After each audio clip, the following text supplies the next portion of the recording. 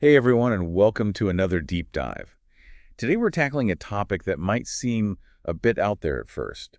We're going to be exploring a potential link between autism and sarcoidosis. Yeah, it's definitely one of those things where you kind of scratch your head and think, huh, how are those two connected? That was my reaction too. Yeah. But the more we dug into the research, and especially after reading this blog post from someone who lives with both conditions, well, let's just say it's a lot more intriguing than I initially thought. I think what's so fascinating about this topic is that it really gets into this interplay between genetics, the immune system, and individual experiences. It really challenges our assumptions about how seemingly separate conditions can actually be intertwined. I totally agree. So before we get too deep into the weeds, let's back up for a sec. For those who might not be familiar, can you give us a quick overview of what sarcoidosis actually is? Sure thing. So, sarcoidosis is a chronic inflammatory disease, and it can affect pretty much any organ in the body. What happens is your immune system, which is normally there to protect you from things like bacteria and viruses, starts to kind of overreact. Okay. And it forms these little clumps of inflammatory cells called granulomas. These granulomas can pop up almost anywhere, but they're most commonly found in the lungs, lymph nodes, skin, and eyes. So it's not just like a cough or a rash. We're talking about something that can have a pretty widespread impact. Hmm. And here's where the connection to autism comes in. Research suggests that autistic individuals are almost 3 times more likely to develop sarcoidosis than the general population. Yeah, that statistic really jumps out at you. It definitely suggests that there's something more going on than just random chance.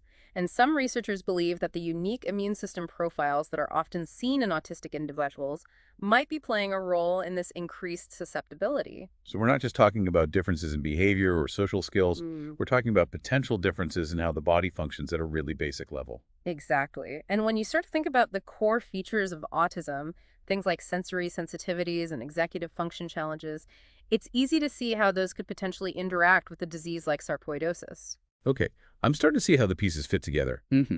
But I think a concrete example would really help bring this to life. Hmm. We have this blog post from an individual who is both autistic and has sarcoidosis. They talk about how those two parts of their life kind of intersect.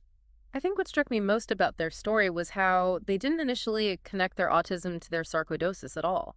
They were diagnosed with sarcoidosis in their early 20s and had been dealing with breathing problems, skin rashes, the whole gamut of symptoms. And sarcoidosis can be tricky to diagnose too, right? Oh, absolutely. The symptoms can be so varied and mimic so many other conditions, so it's not always a straightforward diagnosis. So this person was going through all of this, and it wasn't immediately obvious that their autism might be playing a role in their experience. Right. It wasn't until they started doing their own research and connecting with others online that they began to see those potential connections.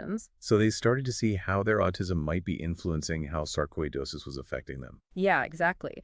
They talked about how specific autistic traits, like sensory overload and challenges with executive function, were really impacting their experience with sarcoidosis. Okay, let's break down those traits a bit. When we talk about sensory overload, what exactly does that mean for someone on the autism spectrum? So, sensory overload happens when the brain has trouble processing and filtering all of the sensory information that's coming in from the environment. Things like sights, sounds, smells, textures, even internal sensations. And for a lot of autistic individuals, these sensations can be much more intense and overwhelming than they are for neurotypical people. So imagine you're in a busy shopping mall. For someone experiencing sensory overload, the bright lights, the crowds, the music, all of that could be amplified to the point where it's incredibly difficult to function. Right. And this person specifically mentioned how those kinds of experiences could actually worsen their sarcoidosis symptoms. Yeah, they talked about how sensory overload would trigger a stress response in their body. And we know that chronic stress can lead to increased inflammation. So it's very possible that for someone with sarcoidosis, those intense sensory experiences could actually make their condition worse. Wow, that's a pretty direct link. What about the executive function challenges they mentioned? Can you explain what those are? So, executive function refers to a set of mental skills that we use to plan, organize, manage our time, make decisions, things like that. And a lot of autistic individuals have difficulties with these skills. And when you're trying to manage a chronic illness like sarcoidosis, those challenges can make things even more difficult.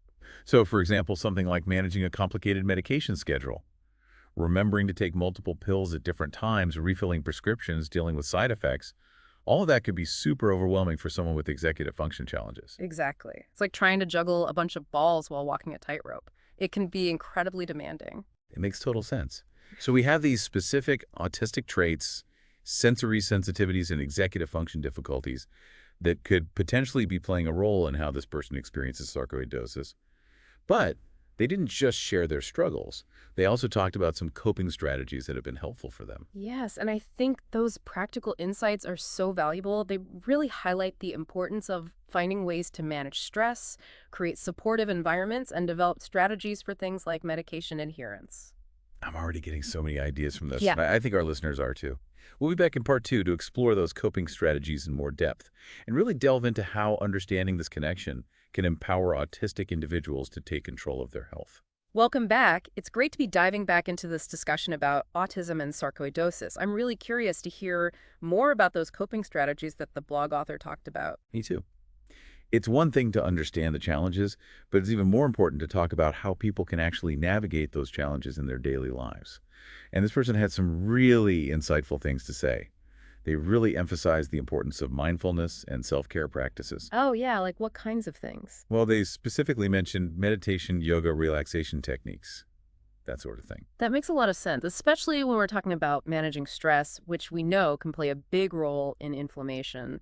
It's fascinating how these practices that we often associate with mental and emotional well-being can have such a direct impact on physical health. It's like taking a whole person approach to health, recognizing that everything is interconnected. Exactly.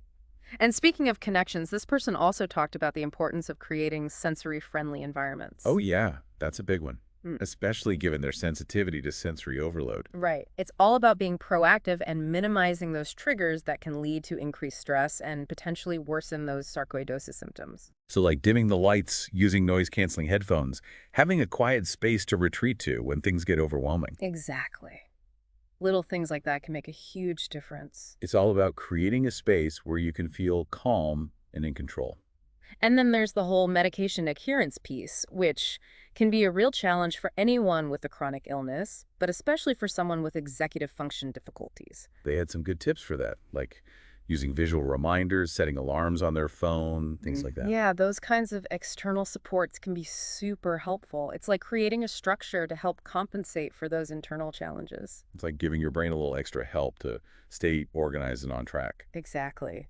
And speaking of getting help, this person also talked about how important it is to be your own advocate in healthcare settings. Oh, absolutely. That's important for everyone, but especially for autistic individuals who might have communication challenges or find it difficult to navigate those social situations. Right. They recommended bringing a support person to appointments to help communicate their needs, or even writing down questions beforehand so they don't forget anything in the moment. It's all about feeling empowered to speak up and make sure your needs are being met. And I was so glad to see that they mentioned some really great resources like the Autistic Self-Advocacy Network and the National Sarcoidosis Organization. Yes, those organizations can be lifesavers for people who are looking for information, support, connection. They do amazing work. They really do. And, as we're talking about this, it makes me wonder if we're seeing this connection between autism and sarcoidosis, could there be other health conditions that are more common in autistic individuals? That's a really interesting question. It's like, Hmm. could this just be the tip of the iceberg? Right. And I think researchers are starting to explore that question more and more. There's growing interest in understanding the bigger picture of health for autistic individuals. It's almost like we're starting to recognize that autism isn't just about behavior or social communication. It's about the whole person, including their physical health. Exactly. And I think that understanding has the potential to really transform how we approach healthcare for autistic individuals. It's about moving away from that narrow focus on just the diagnosis Yeah. and looking at the whole person, their strengths, their challenges, their unique biological makeup. Absolutely. And so for someone who's listening to this and thinking, okay, this is all fascinating, but I'm autistic and I don't have sarcoidosis, what does this mean for me? That's a great question. Well, I think it means that your experiences as an autistic individual are valid and important, and that you shouldn't be afraid to advocate for your needs, to ask questions, to seek out healthcare providers who understand and respect your neurodiversity. It's about finding those people who will listen to you and work with you to create a healthcare plan that truly meets your needs. Exactly. And I think those resources we mentioned, like ASIN, can be really helpful in that process. They can provide information, support, and connection. It's all about finding your community and knowing that you're not alone. And I think that's a really powerful message to end on. Welcome back to our deep dive. We've covered so much ground already exploring this connection between autism and sarcoidosis. Yeah, it's amazing what started with just that one blog post. Right. It really goes to show how powerful personal stories can be. They bring the research to life in a way that nothing else can. I completely agree. It's not just about the numbers and the statistics, it's about the real lived experiences of people who are navigating these conditions every day. And in this case, it's about how autistic traits can have a real tangible impact on someone's experience with sarcoidosis. Absolutely. Like we were talking about those sensory overload and executive function challenges. It's not just that they make life harder in general, they can actually influence how the disease itself manifests and how someone responds to treatment. So as we wrap up this deep dive, Hmm. what's the one thing we really want our listeners to take away from this conversation? I think the biggest takeaway is that autism isn't just about behavior or social communication. It's about the whole person, including their physical health. So it's about recognizing that there might be underlying biological differences that could impact health in a variety of ways. Exactly. And that understanding has huge implications for both autistic individuals and healthcare providers. It's about shifting our perspective from what's wrong with you to what's going on with you, and then tailoring our approach accordingly. That's such a fundamental shift in thinking. It's about Mhm. moving away from trying to fit everyone into this one-size-fits-all box of normalcy, and instead recognizing the incredible diversity of human experience. And that brings us to this idea of neurodiversity, which we touched on earlier. But what if we expanded that concept even further? How do you mean? Well, what if we went beyond just neurological differences and embraced the full spectrum of human variation, including differences in our immune systems, our genetic predispositions, our sensory experiences, everything that makes us unique? It's like taking neurodiversity and applying it to our whole biology, not just our brains. Exactly. And I think if we start approaching healthcare through that lens of neurodiversity, it could really revolutionize how we think about health and well-being. Instead of having this one-size-fits-all approach, we'd be acknowledging that everyone has their own unique needs and strengths.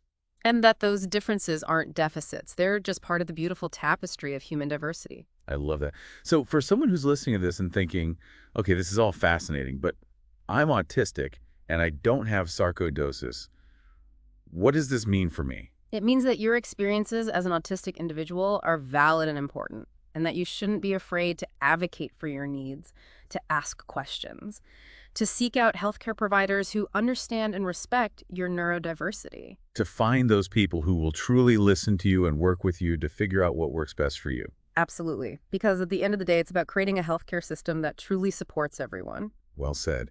This deep dive has been so eye-opening, thought-provoking, and hopefully empowering for our listeners. It's been a pleasure exploring this topic with you, and I hope it inspires everyone to continue learning, asking questions, and advocating for a more inclusive and understanding world. Until next time, deep divers stay curious and keep exploring.